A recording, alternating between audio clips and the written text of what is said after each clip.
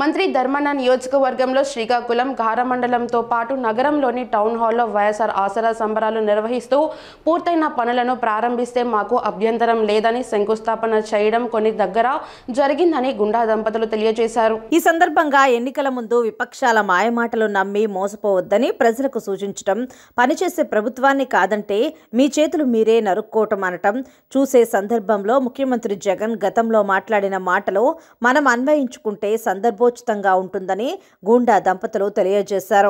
ముఖ్యమంత్రి జగన్ శంకుస్థాపన విషయంలో తన అభిప్రాయాలు తెలియజేశారని, ప్రజల 5 ఏళ్ల పరిపాలనకి అధికారం ఇస్తే అందులో 4.5 ఏళ్లు ఏమీ చేయకుండా ఎన్నికల 6 నెలల ముందే టెంకాయ కొడితే దాన్ని మోసమంటారని, 2019 డిసెంబర్లో కడప జిల్లాలో ఉక్కు ఫ్యాక్టరీ శంకుస్థాపన సందర్భంగా అన్న మాటలు గుర్తు చేసుకోవాలని తెలియజేశారు.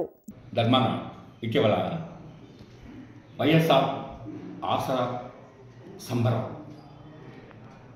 నియోజకవర్గంలో జరిపే సందర్భంలో శ్రీకాకుళం గార అదేవిధంగా నగరపాలక సంస్థలో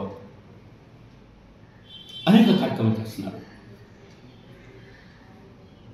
ఆ యొక్క కార్యక్రమాల్లో ఎవరు పాల్గొంటున్నారు, ఎవరు అటెండ్ అవుతున్నారు, ఎవరు ఒత్తిడిలో అటెండ్ అవుతున్నారు అన్న విషయంలో కొన్ని జరుగుతున్నప్పుడు కూడా అది చాలా చిన్న విషయంగా మేము భావిస్తున్నాం.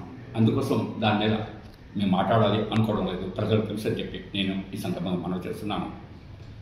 అయితే మనం ఇటీవల చూస్తున్నాం మీటింగ్ పెట్టడం, అదేవిధంగా ఏదో ఒక డెవలప్మెంట్ కార్యక్రమం పెట్టడం. మీరు ఏదైనా ప్రాజెక్ట్ కంప్లీట్ అయిపోతే అది ప్రారంభోత్సవం చేస్తూ ఉంటే మాకేం అభ్యంతరం లేదు.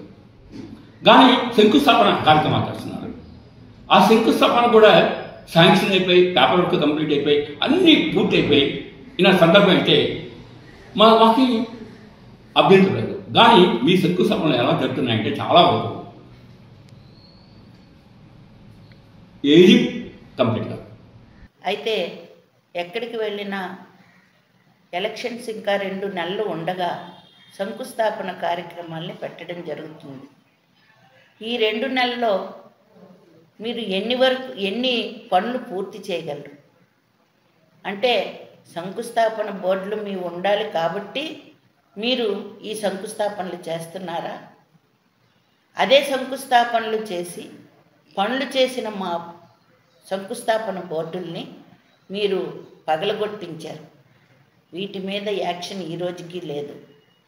ఈ విధంగా మీరు వెళ్తూ 2 నెలల్లో కార్యక్రమాలు చేస్తామంటుంటే ఎవరు నమ్ముతారు?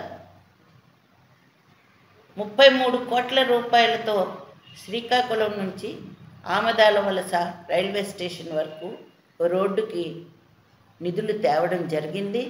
ఆ రోజు అన్ని విధాల కాంట్రాక్టర్ కూడా ముందుకు రావటం జరిగింది. ఆ పనిని ఈ రోజుకి పూర్తి చేయరు.